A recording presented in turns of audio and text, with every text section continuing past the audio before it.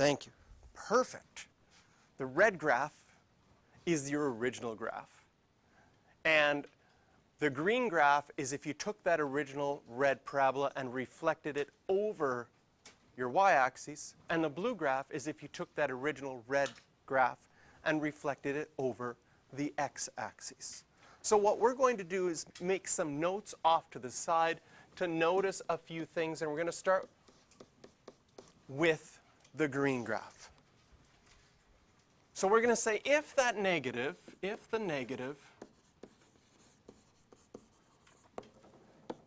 is with the x, in other words, it's inside the function.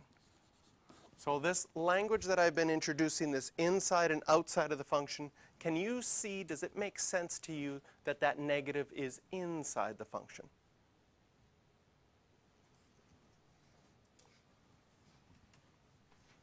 If it's inside the function, it's with the x values get multiplied by -1, and it reflects over the y-axis.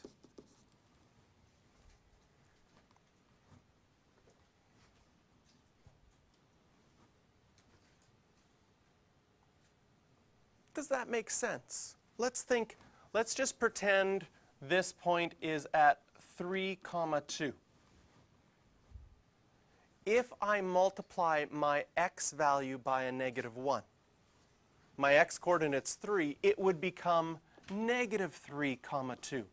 Can you see that that would send it directly over the y-axis to the other point?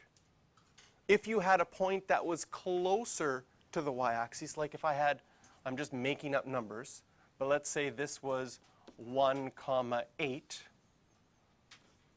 Over here on my green graph, I'd have -1, 8, and it would just be reflected over. So this whole red graph is taken, flipped over the y-axis to match up with the green one. So anytime you have a negative inside your function, then that will flip it over the y-axis. And our second note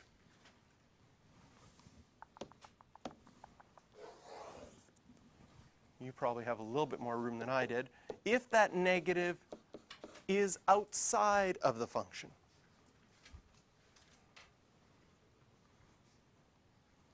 and sometimes people move the can you see that those are the same? Y equals -f of x and -y equals f of x are the same thing. So sometimes people say if the negative's with the y, but I just like to think, because I like to keep my y by itself, so if the negative is outside the function,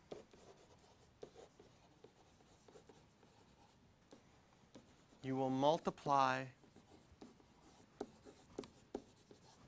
your y values by -1.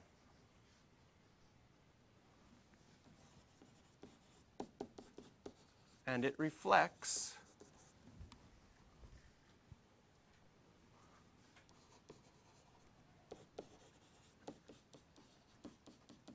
over the x-axis. So like if I took that original point 3, 2, and I multiplied the y value by a negative, it would go down to 3, -2, and that would have the effect of flipping it over the x-axis. So we're adding a new transformation. First thing, we move things left, right, up, and down. Now we're adding the fact that we can flip things. We can flip it over the y, we can flip it over the x. And what does it look like? Now you've done this a little bit with parabolas. With a -a value, the parabola opened down. Technically that flipped it down. Do you know why in parabolas you never flipped it over the y? If you took x squared and you flipped it over the y, would it make any difference? It would just be the exact same graph that you started with. So it's kind of like, well, I'm going to teach you something that doesn't make any difference. You'd be like, this is a waste of time. Okay? But in some of our other graphs, it will make a difference when you flip it over the y. So if we look at example 1, again, we're given just some random graph. It's the graph of g of x. We want to reflect it in the y-axis. Okay? Thing that you're going to think about, reflecting in the y-axis, what changes? X values or y values if you go over y? If I take a point here and I go straight across this way, is my y value changing or is my x value changing? My x value is changing. So this reflection in the y-axis, in function notation, that negative would be inside the function with the x. And so that means that any point that you have on your graph, and if I start with this one, which is at negative 3, 1, if I multiply my x value by a negative, see how that flips it right over? You would get 3, 1. And this point here at 1, negative 2, if I multiply my y value by, my x value by a negative 1, I would get negative 1, negative 2. And this point here at 3, negative 2, if I multiply my x coordinate by a negative 1, I will get negative 3, negative 2. And finally, the last point I have on my red graph is 5, 2.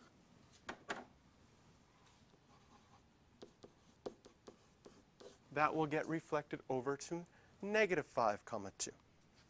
If we connect the dots,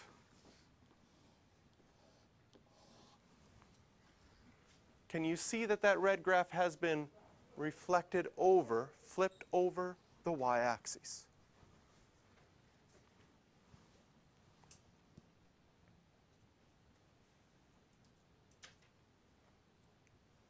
So the transformation that happens, reflecting in the y-axis, so when you see that, you should think of the function notation that that negative is with the x, and having that negative with the x, algebraically,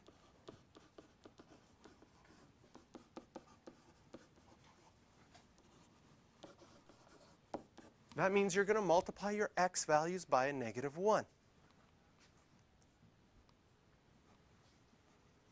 Finally, the question says, state the domain and range of each function.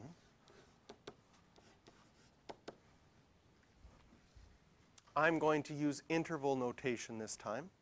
So interval notation says, what's your smallest x value? In the red graph, it's negative 3. My biggest x value in the red graph is 5. My smallest y value in the red graph is negative 2. My biggest y value in the red graph is positive 2. The domain and range of our blue graph. Now the smallest x value is a negative 5, and my biggest x value is positive 3. For my blue graph, the smallest y value is negative 2. The biggest y value is positive 2.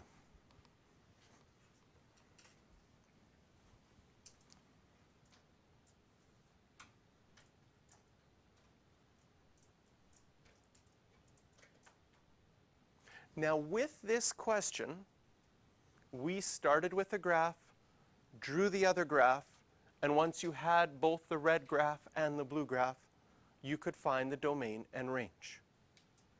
But what you're going to find on questions in the homework and questions on the exam is sometimes they'll have something like this. They'll say, what happens if I didn't give you the graph and I just gave you the red domain? Everything else stayed the same. Could you tell me the blue domain? The graph's not given. I mean, we found our domain and range with the graphs. But now the question is, if I took away the graph, the question said, here is the domain of g of x and the range of g of x. The image is a reflection in the y-axis. What's the new domain and range? So I want you to realize that you can solve questions if not all the information is given. If it's a reflection in the y-axis, you know that your x values get multiplied by -1. Do you see how that pattern shows up in the domain? Our domain went from -3 to 5. If you multiplied those values by -1, can you see that it should now go from -5 to 3? If you multiply your x values by -1, what happens to your y values? Did they change? No. Look at our range. Did it change? No. So sometimes we'll get questions where they take part of the context away. I think there was one question in the homework earlier which said, here's the original domain and range, and you moved it left and down. What are the new domain and range? And you didn't have the graph. That was sort of similar to this. But in this question, they gave us the graphs, so this makes the most sense to draw it and look at your graphs to find domain and range. But it's nice to see the connection, how, ooh, if I just multiplied 5 by -1, I'd get -5. -3 by -1, I'd get +3.